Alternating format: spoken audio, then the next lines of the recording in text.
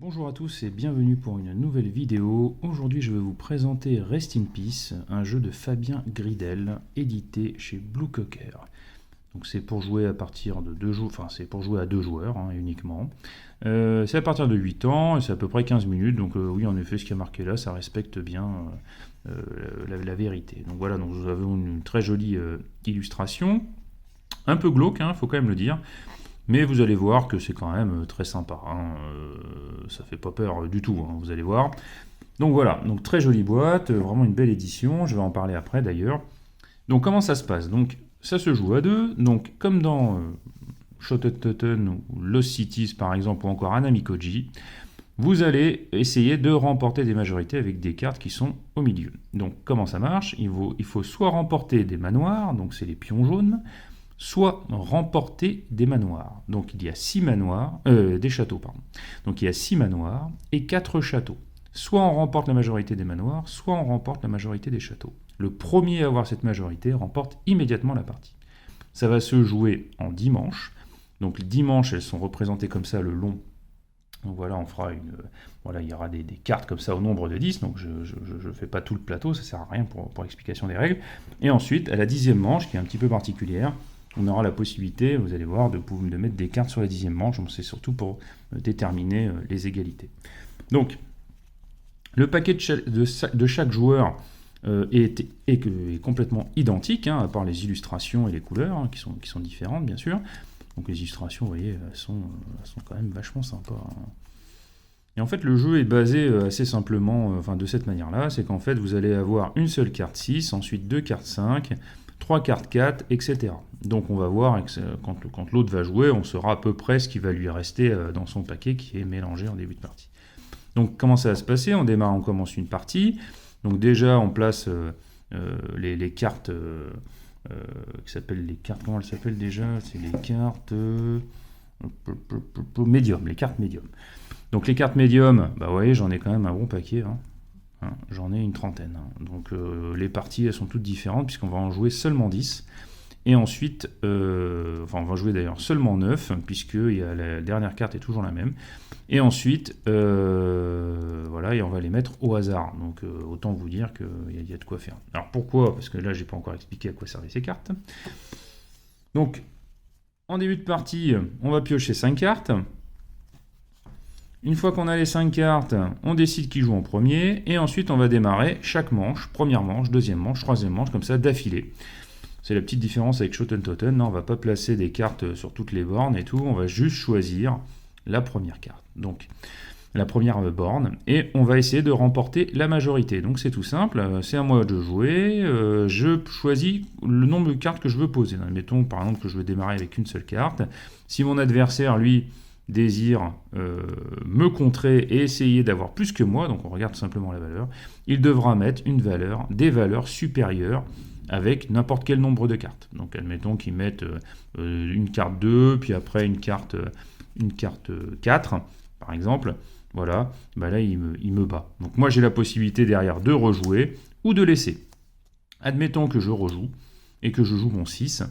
Et dans ces cas-là, je remporte le château, mais mon adversaire va remporter le médium.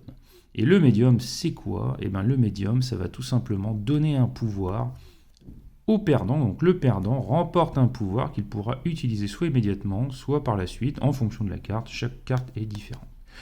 Donc comme je vous l'ai dit, il y a beaucoup de cartes, beaucoup de pouvoirs, et il y a des pouvoirs qui sont pour nous, et il y a des pouvoirs qui vont embêter l'adversaire. Et oui, c'est là tout le charme du jeu en fait.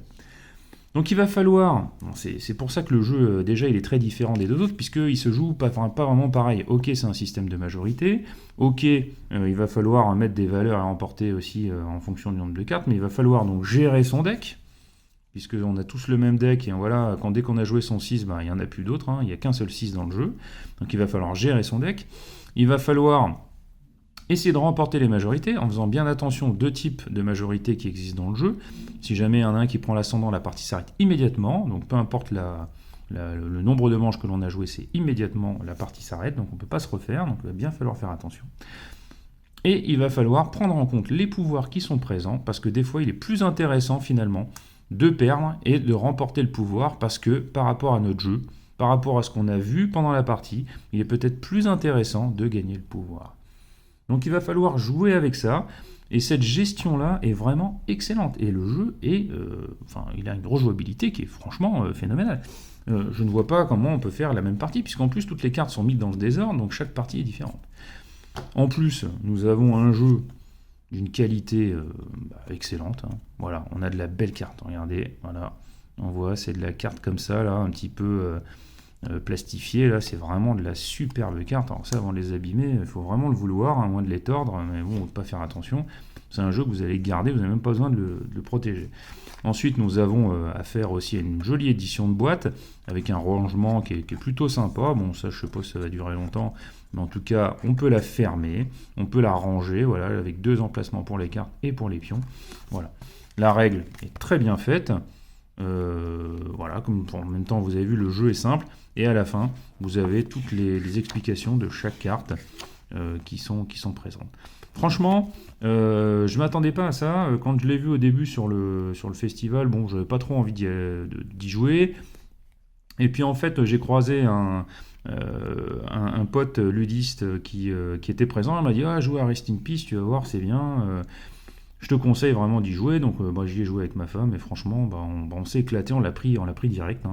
Voilà, bon, c'est pas le seul jeu qu'on a pris, parce que, hop, je vous montre un petit peu, hop, ouais, voilà, j'ai pris aussi Glory, j'ai pris Inflexible, j'ai pris Gutenberg, et puis j'ai pris aussi, comment il s'appelle l'autre jeu là, Mini Rogue, voilà, Mini Rogue, bah ouais. Bon, enfin bref, je suis reparti avec plein de jeux comme d'habitude.